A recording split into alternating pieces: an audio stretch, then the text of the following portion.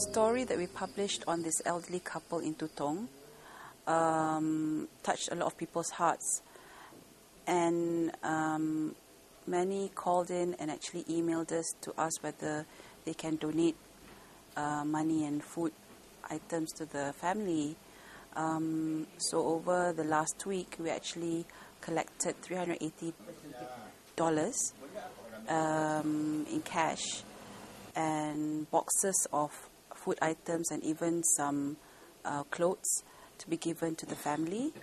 And we sent the donations over the weekend.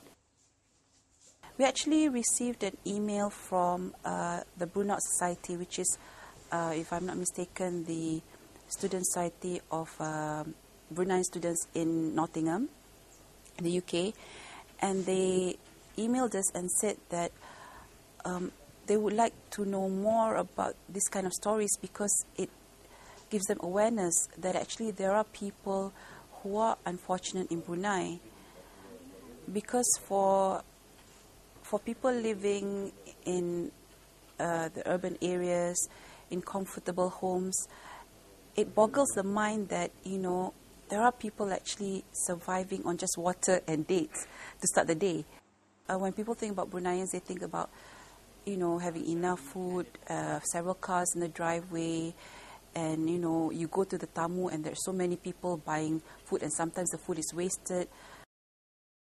The story is not about people asking for help, but it's just about sharing how they actually, experience their fast. But what was very moving was that, in a lot of homes around the country, people are, starting their day with rice, with, several dishes. But this family actually started their day with just dates and water.